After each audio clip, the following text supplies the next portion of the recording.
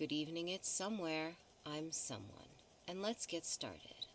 Tonight on our show, horror author Catherine Ruff, the weight and anxiety lifting owner of two Sphinx cats, vampire Stephen Van Patten, the undead country music stage manager who appreciates a good wine, and as always, our hosts, two guys who wandered in looking for directions to StokerCon, Charles Barouch and Jon Frater.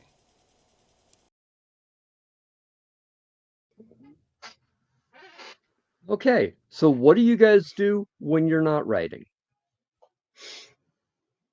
Um, Ladies first, please. Oh, sure.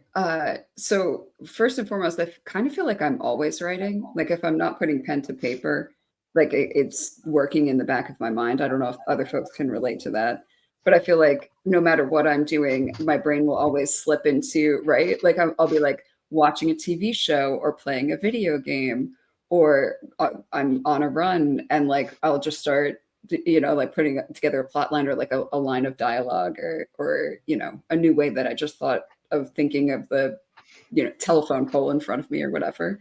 But that said, I do like to play video games. As I mentioned, I like to watch TV, but a lot of horror, science fiction, sometimes romance. Throw that in there. Although I would say that the vast majority of what I like to consume is like of the darker. Sometimes it's nice. I feel like it's nice to sometimes experience the polar opposite. Like you see the juxtaposition between the two, and plus it's just fun. And because SVP nominated me, I'm gonna nominate him next. Gee, thanks. Nope. Well, let's see. What do I do? Well, frankly, I don't have a lot of free time, and if I had to be completely honest, I drink during about a quarter of that free time. Um, I mean, I'm not that bad, but I mean, I'm known to have a glass of wine here and there, or if it's Friday, then it's definitely, you know, tequila Fridays, that sort of thing. So in addition to, like CJ said, I think as anyone who's dedicated themselves to this kind of thing, you're constantly thinking about stuff. No matter what you're doing, no matter who's in front of you. Oh, Steve, how you doing? I'm great, but I'm also thinking about a storyline. Um, uh, yeah. So, I mean, I don't just do horror. I also do some Black History stuff for a YouTube channel. Kind of funny how that came to be. A guy that I used to work with back in my MTV days. He became the showrunner for a YouTube channel called Extra Credit. And they handle all kinds of historical stuff. Uh, but it actually kind of took the murder of George Floyd for them to realize that they were not really handling Black history as much as they could have. And I'd already been kind of in the mix because, of course, I'm spooky guy, so I was doing some of their mythology stuff.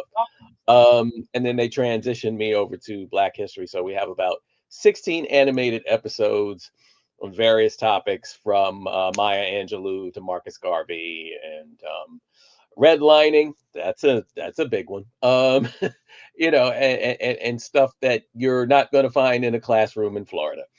Uh, and then on top of that, I watch my fair amount of movies as well. I read a lot of horror stuff. I'm pretty much I want to say I'm always prepared for a panel. So I always try to keep track of what's going on and in terms of what's new and what's going on latest with horror and everything else like that. I was going to assist with the search of Annabelle, but they eventually figured that out, I think. Yeah, I'm just oh, and of course, I do work in TV production quite a bit. In his spare time, just as Yeah, kind of a well, hobby. all right, so that's a little more than that. Actually, I'm talking to you from the office that I share with a few people at 30 Rock right now. Oh, yeah. So we're sort of broadcasting from 30 Rock, I guess we could say. Kind of, yes, kind of. 30.5. Yeah. There you go. So here's John, a what do you do question. when you're not writing? Yeah. I'm never not writing. It is exactly good. the same thing. Good. I have conversations with myself in the shower. I am thinking about things on the train ride to work. I either have a work in progress and open in front of me, or I'm thinking about how to add to it, or I'm worried about a deadline, or I'm worried about what my co-author is going to say, or what the publisher is going to do, or what the editor suggested. Do I really care about what the editor wants? Then I realize I have to care about the editor wants because they're the editor. There's video stuff I'm trying to teach myself. Yeah. There are projects for my school library that I'm always thinking about. It's something always comes out onto the page, and this latest series that I'm this close to finishing, book 3, this will be it. That's due next week, and so all my brain power is basically going into saying, how do I get this thing done now? It's got to get done today. um I occasionally open up, World of Warcraft or EVE Online. I've got Guild Wars 2 sitting on my laptop, and it hasn't done a thing for over a year. I mean, it does stuff, but the world is there. I'm just not participating in it. Um, uh, and then, I've recently started getting back into comic books. I think 8 Billion Genies is the most amazing thing ever. Because that's actually a brilliant story that there's no way in the world I ever would have come up with it, which is why I think it's brilliant. Um, and beyond that, it's just the rigmarole of trying to get through daily life without going completely insane. So I got a question for you, John. If you looked at these two guests we had, you guessed one of them had sung country music and the other was a weightlifter. Which way would you go? I would totally go with CJ being the weightlifter. Yep, there we go. That's a bicep. That's good tone and nice definition. Yeah. I mean, I So, think mine Thank is you. all right too, but Yeah, but Yours is a well, little bit more wait, we're gonna have a sing-off next. nice. So, Yeah, it's SVP, I have to hear the story. Go ahead. Okay, so the Horror Writers Association. One of the things that I've learned with in my association with everybody is short stories in other people's anthologies help build your brand. So through mostly the counsel of one James Chambers, I try to do as much of that as humanly possible, while of course always working on my separate novels and my other projects. So one day, for whatever reason, it hit me to come up with this story about a zombie who decides to audition for an American Idol type show, but as a country singer. And his name is Rusty C. Nail, and he's from Coosa County, Alabama. And so he basically shows up, he does the audition, and as I'm writing it, I'm like, oh wow, I guess I need to write a song, because that's what happens when you go to these auditions. You come up with a As song. one does. As one does. So I came up with the song, and then just to kind of add a little extra bit of drama to it, I had a friend of mine. So the original debut of the song happened during our summer readings thing that we do here at the New York chapter of the Horror Writers Association. And we're all kind of sitting in this lovely garden that's attached to the residence of April Gray, one of our members. And I had a friend of mine sneak in, because I actually can't play guitar, but I had a friend of mine sneak in with a guitar.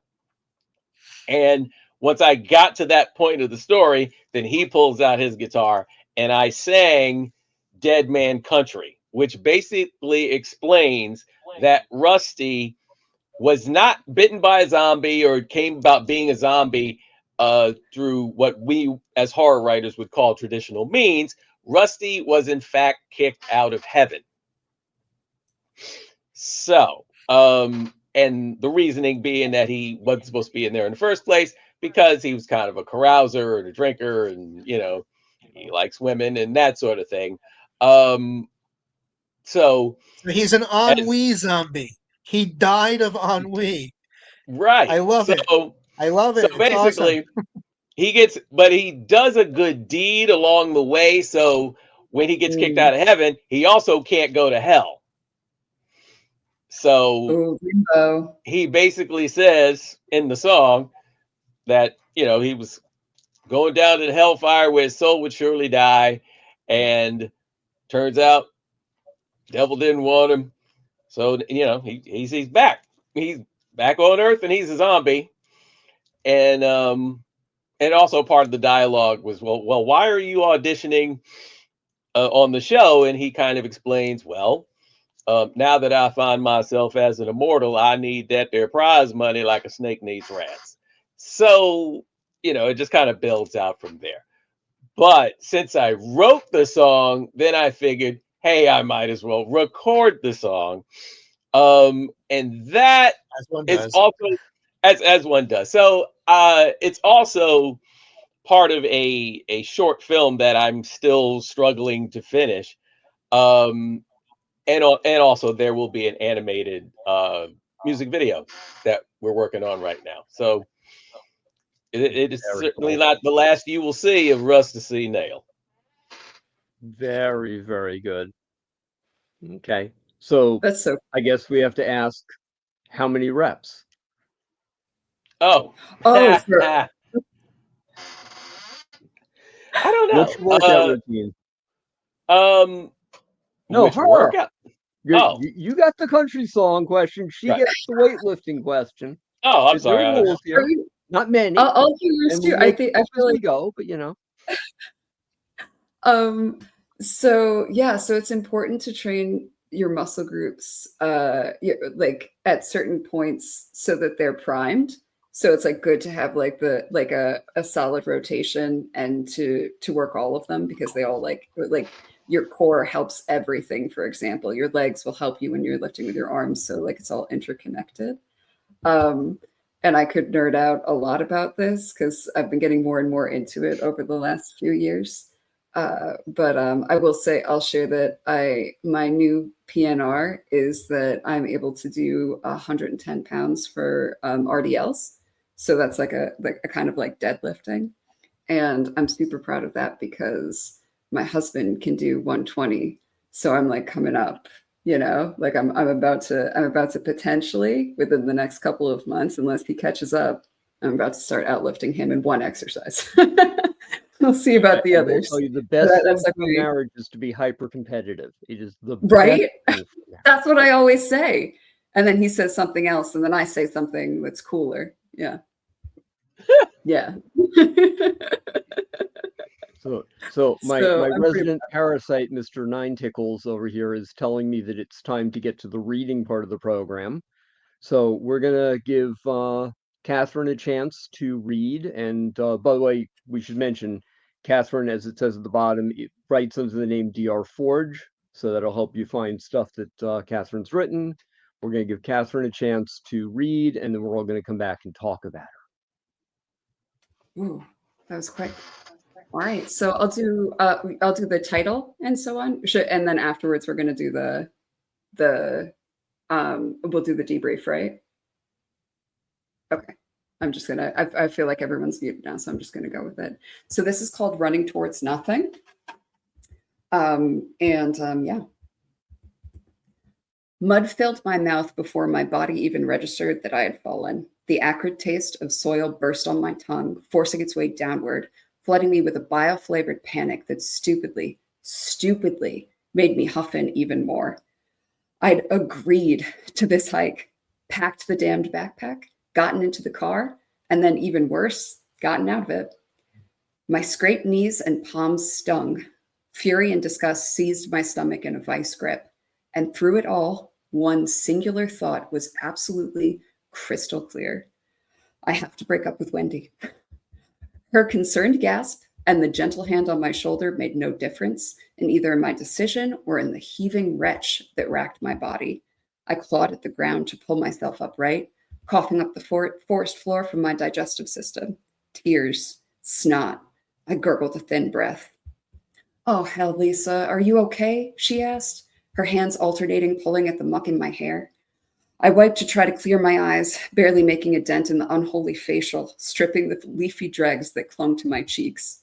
I didn't have an answer. Not an appropriate one, anyway. Instead, "This isn't working for me" was on the tip of my tongue, ready to slip out.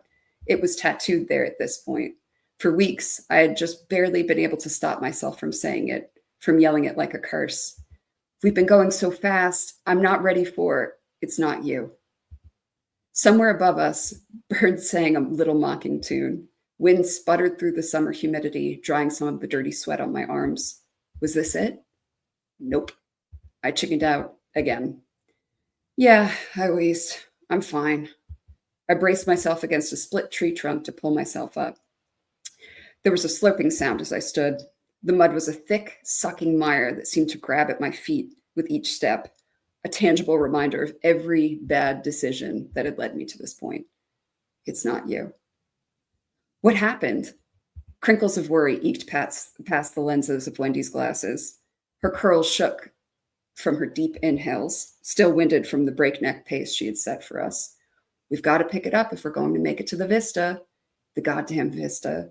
I used to find it endearing that she talked like a walking dictionary. I used to like her.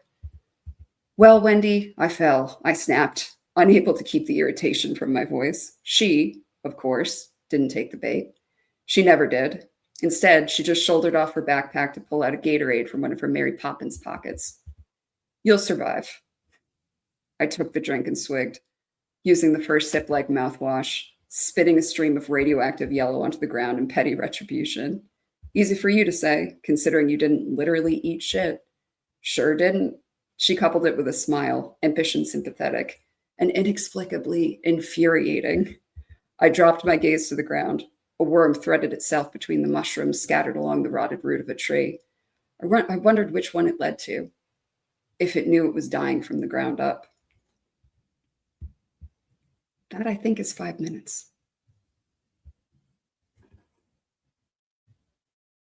What's it about? That was wonderful. Thank you very Oh. much. So, title, where is it found, all that good stuff. I mean, we'll put links at the bottom, but Awesome. Yeah. So this is called Running Towards Nothing. And it is going to be part of an anthology called Cabin that I'm working on with a bunch of other folks that got their start on Reddit, on No Sleep and Odd Directions, and a few other subreddits dedicated to writing. There's a few Raventail authors. Charles, I know you are also a Raventail author. Folks that have just released their first novels. So all of us are like very, very new to the space, but also seasoned in a weird way because we have been writing on these subreddits for such a long time.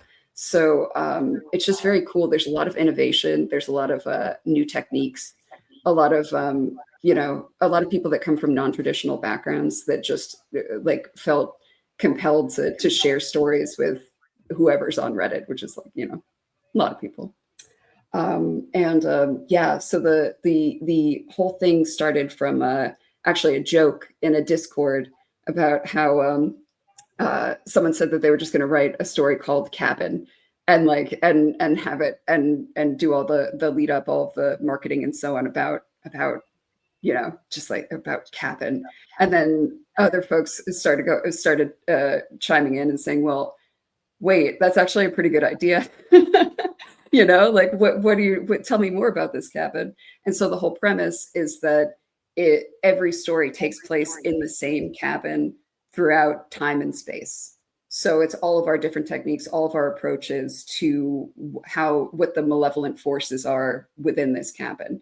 And it's like a whole, like we were talking about before with the tentacle ratings, in terms of the amount of graphic horror and so on, like a 1 to a 5 tentacle. If that's, I know there was still some debate on what exactly the tentacle rating system, maybe not the best. Okay, forget the tentacle rating system. But anyway, it's super fun. It's my first time collaborating in a group like that. And gosh, SVP, I know you mentioned that it has been such a blast. I've had so much fun, like just like watching what other folks are doing and seeing what folks do with like we all are using like the same like floor plan and that sort of thing. And so like we've all had to like coordinate in such just like a fun, like bonding way. Yeah. And there's a few, I'll shout out just a couple, if folks are watching that are interested in no sleep, a couple people that would be involved is Colorblindness and Blair Daniels and Saturdead. So some of like the larger no sleep or the authors. Yeah. And definitely want to give credit where credit's due, because I'm just I'm hopping on with much better writers. You know, I feel very lucky to be a part of it. And I think that's pretty much. Oh, and it's going to be published. I should say the date. It'll be the end of June. It's coming out very soon. Very good. What did you guys think of it? Oh, I thought it was great. I wanted to hear a lot more. Cool. Buy the book. That's awesome. And you know what's funny is as I was reading it, I'm editing it. I'm like, oh, like, you know, like I'm gonna have to go back because I still have some time. So I'm like, did I say the same word twice in quick succession? Do I need another adjective? You know, like do I need some spacing? Yeah. Oh, nobody knows. Thank you. Thank you. I'm always fond of that idea that somebody goes, I really like that character Nathan. I'm like, who? Oh, right. It was Brenda for the first 4 revisions. It was only Nathan in the last revision. Now I know who you're talking about. We can have a conversation. Yes. Oh man, that's so relatable.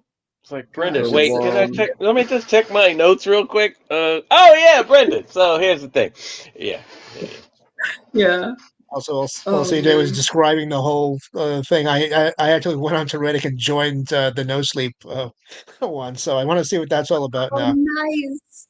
I can't wait for you. Yeah, there's some classics on there. What's really interesting is sometimes you see things spawn from that. Like it's like a place where you get like those like a creepypasta kind of like Slender Man vibes. So like you'll see that like translate into more mainstream work later on, where people got their start. There's some writers from The Haunting of Hill House, or one got her start on No Sleep. A few other folks like that. So you can see their early work. Okay, looking forward just to scanning through all that stuff, because I know Reddit is this potential treasure trove of all kinds of stuff. I just don't do much with it. Oh, for sure. There's so much, right? Like all those different subreddits and so on. But since you like, I think you'd actually really like Odd Directions also, because you mentioned that you're into sci-fi. And so No Sleep's classic horror, but Odd Directions like expands it outwards. So they do like speculative and that kind of thing. So it's like a little bit more of a sandbox. Yeah. Yeah, it's fun. Good community. You get honest feedback also, which is really cool because people are not afraid because they're anonymous. Sometimes that could be a little hard, but that's helpful, right? Getting like really critical feedback. Yeah. Okay. All right, cool. Here's a question for both you guys. Purely, the quick answer is fine. What do you think is your scariest story, and what do other people think is your scariest story?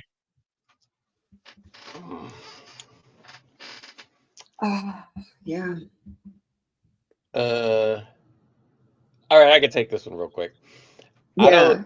It's hard for me to say what my scariest story is, but I do have one instance where I actually really kind of really terrified my mother.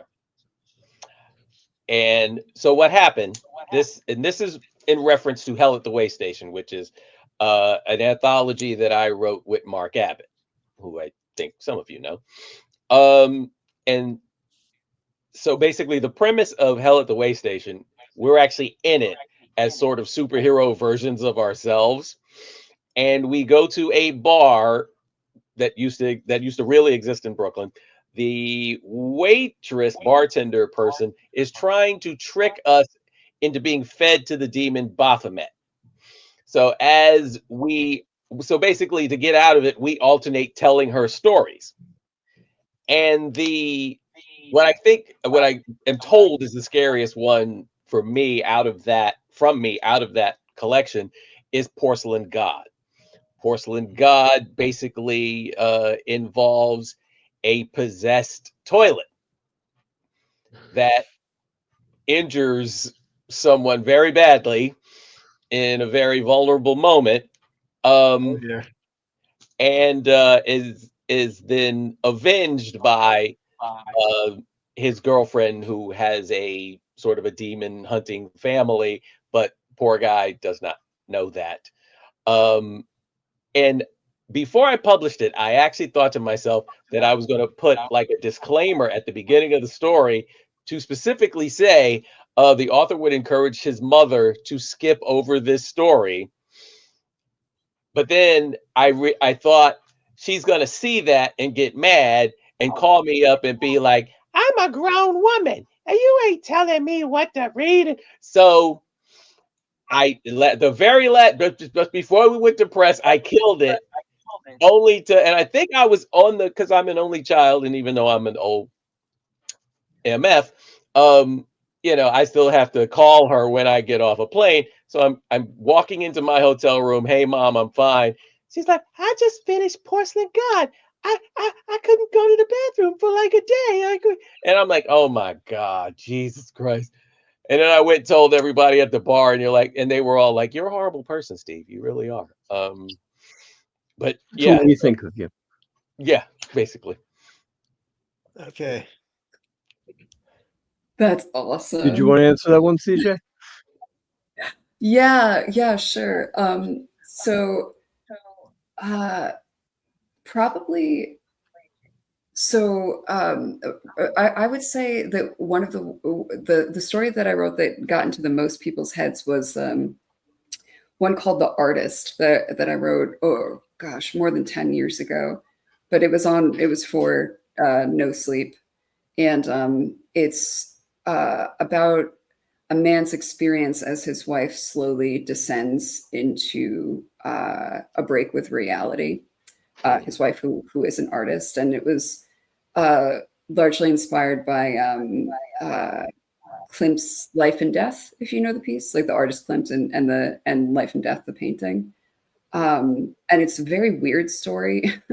It's very one that I wrote very quickly, and it's very strange and very emotionally evocative, about the narrator's experience, the man's experience, in a way that I think really a lot of folks it wound up actually on a subreddit called Men Writing Women, because people thought that I was a man writing about a woman as opposed to writing a flawed male character. They were really, really upset with him. They had like a very visceral reaction about the way that he was treating things, which was the intent.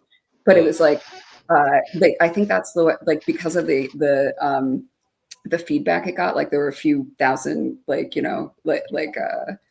very comments and various interactions of how people interacted with the piece that I was very surprised by. It was probably the first experience I had with people people having trouble with art and the artist, and with flawed characters, which is very interesting. Some people are very interested in reading about flawed characters, and sometimes it's interesting to have a protagonist that it becomes the antagonist and that sort of thing. But a lot of times people get real. They want to root for the protagonist so badly that when they start messing up, it really gets to them. And so I think people found that very unnerving. So that's that one. But the one that I find the scariest is a piece I wrote called Imaginary Tectonics that was published by Elegant Literature in a mirrors themed anthology. And that's a speculative piece that focuses on magical realism, and it's about two brothers' experiences before one of them dies from an accidental gun death from finding a gun, and that was scary for me because of how sad, how real it felt. Like, it was like most of the time I write horror that's like cosmic, or like more that I'm more separate from, like like it's easier to, not real horror, but that's the closest I came from writing like real, like something that could take place in really genuinely take place in like the with like a neighbor or something like that. And it's just, yeah, when you think about and then the overall everything that goes on with the country as it pertains to like gun violence and so on, it's just like very real, very close to home. Yeah, so that's always weird, right, when you write something like that, like I write things that upset me. Like I'm like in the process, I'm like, I don't want to write this. It's good, but I like, sometimes you just take breaks and stuff. Like I surprise myself and make myself sad and frightened. But keep going back. Stephen King said in an interview once that that Pet Cemetery scared him so badly he just put the thing in the drawer for 3 years and didn't look at it. That's so understandable. I bet I know exactly the scene too, right? You immediately know, like, it's just think about it all the time. Or like Final Destination is big right now, and they've got that good marketing campaign. That's really, I was just driving today behind a logging truck. You just always and everybody who's seen that movie, we all move to the side when that logging truck comes past. I can't even look at it that long. I can't even have it in my peripheral. My blood pressure goes up. Yeah. So Mr. Nine Tickles is pushing me again. We got to move on to Steve's story. We have Steven. Yes. So our friend SVP is going to read something he's written, and we're going to give him a little time, and we're going to come back and chat. Okay. Sorry to interrupt, but the engineer is keeping me on a schedule here. All right. So this chapter is from Killer Genius 2. Killer Genius 1 and 2 are about a hyper-intelligent Black woman who becomes a socially conscious serial killer. And this chapter basically deals with her terrorizing a gentleman who is basically sort of been assisting the main detective that she normally plays cat and mouse with, but she realizes that this forensics guy, Pedro, is, being a little too useful. So she decides in this particular chapter that she's going to deal with it, and she deals with Pedro in a rather unique way. Ironically, this story kind of puts us back into a bathroom after I just finished talking about Porcelain God. But here we go. He would never admit this to Max, or anyone else for that matter, but years of handling forensics had left Pedro with a mighty fear of germs. It was the type of thing he normally kept to himself, and by no means would his anxiety be evident or debilitate him in any way that someone who works with him would have noticed. In fact, his constant use of hand sanitizer was seen by most as a good habit and nothing more. Earlier, when Max suggested that maybe Pedro's place was back at the station, he fought hard not to give away how happy that made him. And even though he considered Max a friend, there was no way he was going to tell the detective what he planned to do once he got back.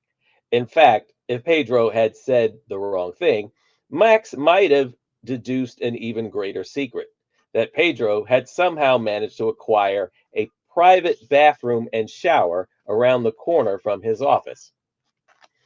Months prior, they work at a police station, obviously.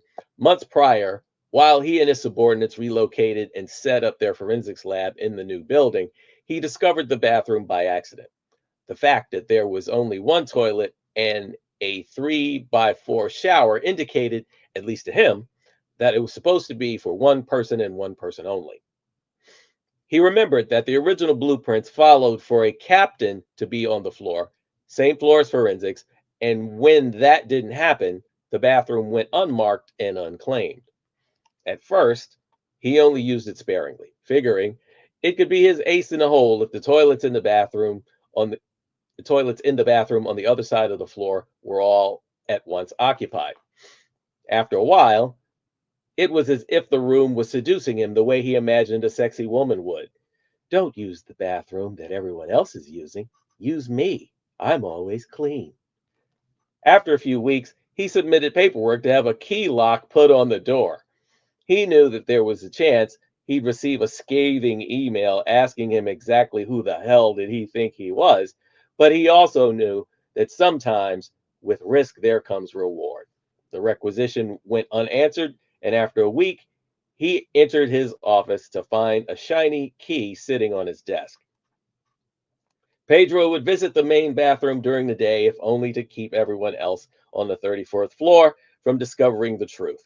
But at night, after the rest of the staff had gone, he'd take great pleasure in the fact that he had his own private shit shower and shave room, to the point where he'd often be sitting on the commode writing emails with a laptop until his thighs were numb.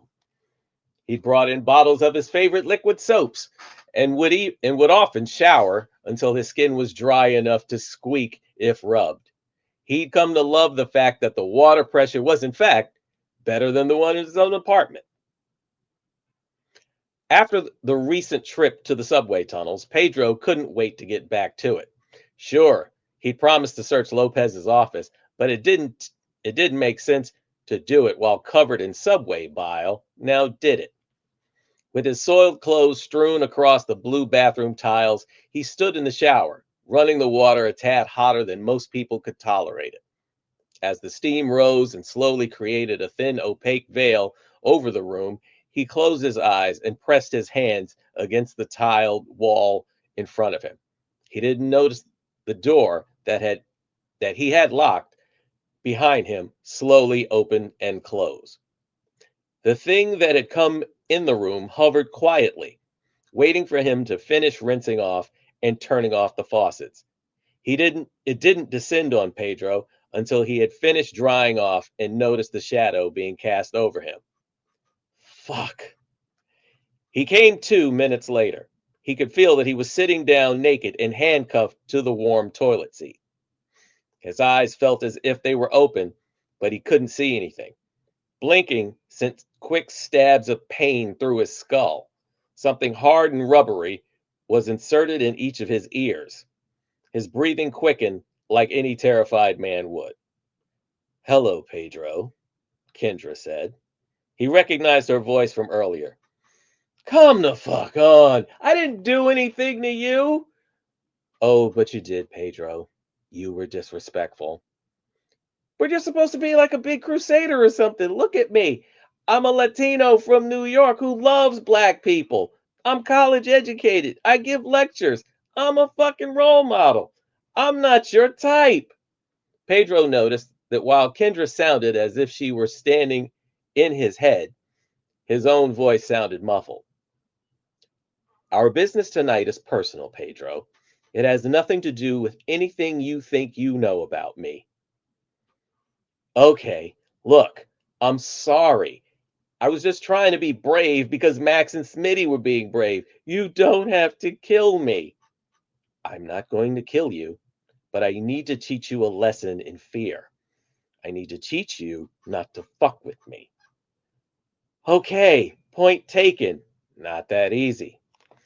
His vision returned with a sudden snap of electrical current, but instead of the far wall of the bathroom, he could only see what appeared to be a massive metal beam.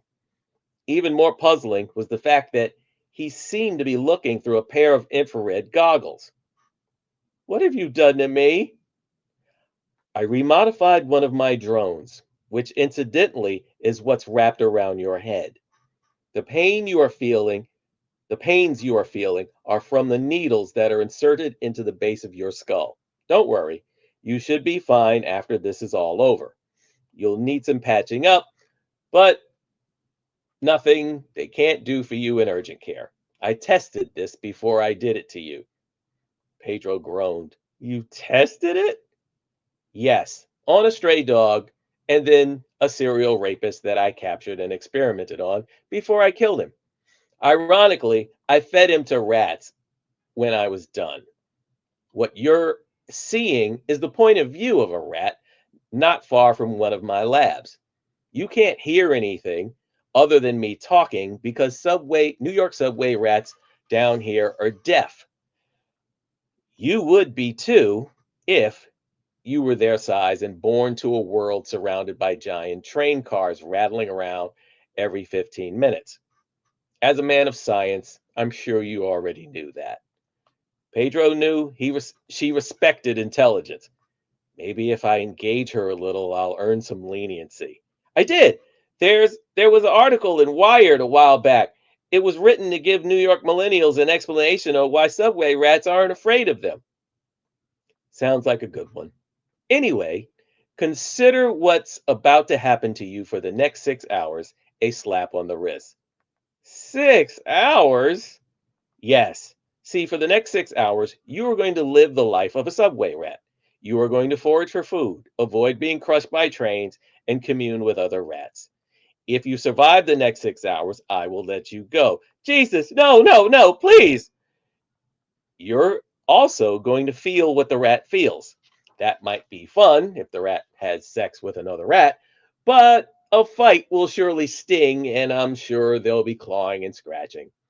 And there might be some fighting since the rat you joined to is running around with a smaller but similar device on its head and links your nervous system to one another. The rat's head moved. Hunger suddenly filled Pedro's belly.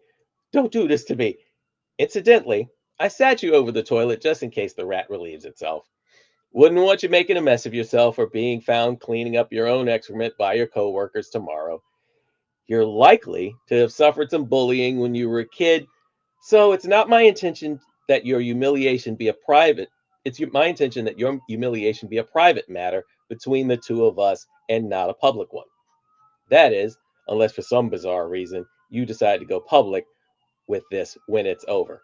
Ultimately, that's on you. Why do I need to be humiliated at all? Please, no. His eyes wanted to release tears, but couldn't.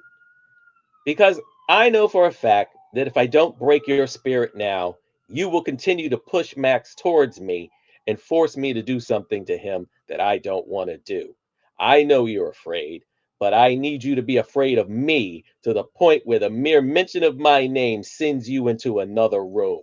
I need you to understand that you cannot beat me. Not now, not ever. And I'll stop there. CJ! Oh, CJ! She ran off. No, I did. Yeah. I actually opened up another browser that I shouldn't. I opened up Microsoft Edge by mistake while I was trying to mute myself. I'm sorry. I should not even have that on this laptop. I'm embarrassed. I never use technology. No. Why we should all just be using smoke signals. But that was awesome. That's a really, really interesting premise. And that was just like there was so much action in like even in those 5 minutes. I just love the idea of finding a special like diamond in the rough bathroom is so relatable. Like I feel like that's like a universally exciting thing. So like I'm like right there, I'm feeling that anticipation, you know. Right. Who doesn't want a personal bathroom? It's exciting, and then rats. Yeah. Yeah. I'm not gonna be able to tell any jokes about Pizza Rat for a while after hearing that. Yeah. Pizza Rat won't hear it. He's deaf. There's that. Gnarly. Really gnarly. That was a phenomenal reading. Oh, thank you. Yeah. Yeah. And that segues, by the way, just so everyone is aware, we're going to be starting to host short readings on this channel in addition to all the interviews. And some of the people on this stage right now will be submitting some short readings that will be rolling out on the channel over the coming weeks. So one other topic I definitely wanted to get to before we sign off, which is StokerCon. Ooh. So you guys each want to talk a little bit about what you're going to be doing at StokerCon? How about you start, John? Lara and I will be at StokerCon. Lara will be manning at least 2 tables. I know she's got at least one panel set up. There may be more than that.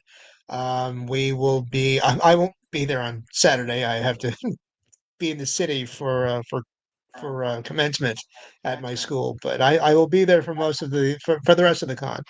I will be looking for people, talking to people, making notes about who's doing what, looking for open calls, looking for not so open calls, and just trying to throw as many of my business cards into the ether as I can to see who I can make friends with. Catherine, how about you? I am going to. I'm actually. I'm not doing anything productive outside of just enjoying everyone else's stuff. I'm like. I'm really excited about that. Also, oh, sorry, cat. Look at that cute cat. Hey, Can that's we get a William. name? William. That is William the William. cat. Prince William. Understood. There he Oh, goes. Yeah. yeah. Oh, that's That's a good William's cat. butt, but yes. Yeah, that's a great butt. Okay. So I'm very, very excited to just attend. It's going to be my first time attending. I'll definitely be, if it comes up in conversation, I'll be plugging that anthology that we were, coming up with. I might try, I think they have like practice pitch sessions. So I might give that a go. I've never like formally like pitched in that way before. So I'm there to learn. I think I'm very early career. So I'm definitely I'm just excited to be around all the cool older kids and like see what everyone's up to. Yeah, check out all the tables and stuff like that. Yeah. And then I also want to find out, I feel like we don't have time, but I also want to go, I want to toss it over to John. Maybe I'll see him there and have a chance to find out the same question that you asked of SVP and I want to know about, because that's a really good question. I want to know the scariest and your version versus other people. But anyway, so cede the floor, toss it over to SVP. Yeah, we're going to push it over to SVP because I'm running out of battery. We're going to have to wrap. All right, No. so real quick, I'll get there Friday. I'm on a panel that's basically focused on Salem's Lot, Nosferatu, and all the vampires that kind of resemble rats. I've already been in 2 virtual panels, one on sinners, and the other on writing as a form of social resistance or political resistance. And I did a little sound engineering thing for a separate panel that Charles was actually a part of, along with the great Teal James Glenn and Carol Geisinger. So be on the lookout for that. The We Devil's did a Saint, 1950s radio play live reading. yes, and I tweaked it with some sound effects and stuff. Um, I heard the results. You did real good. It's neat. no, thank you, I'm glad that worked out. Yeah, so that was fun. And other than that, it's just going to be what everybody else is doing, shaking hands, kissing babies, and just having a laugh, and that's it. Yeah. So I did the virtual panel that SVP was talking about, where we did the radio play, and I also did one called Writing Quality at Speed with 4 other authors. We were talking about how you get a novella out every 30 days, which is my current contract agreement. And that's all the news and excitement over there. I just actually sold the story today, but I don't have permission yet to talk about it. So I will mention Shadows Without Light, my horror collection from Raventail, just came out last week. We're going to kick it back over to our MC. Oh, Dani. Oh, Danny! And that's our show. There are links below for Catherine Ruff, Dr. Forge, SVP, Stephen Van Patten, as well as our hosts, Charles Barouch and Jon Frater.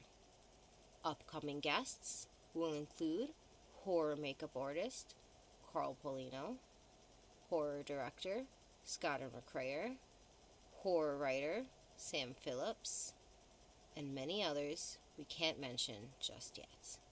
If you are horror adjacent in comics, books, film, streaming, and would like to be part of the HorrorWords Podcast, please email drownedrat@horrorwords.com. We would like to thank our sponsor, Raventail Publishing. Please join us in July when we resume our regular schedule. Good night. Fantastic.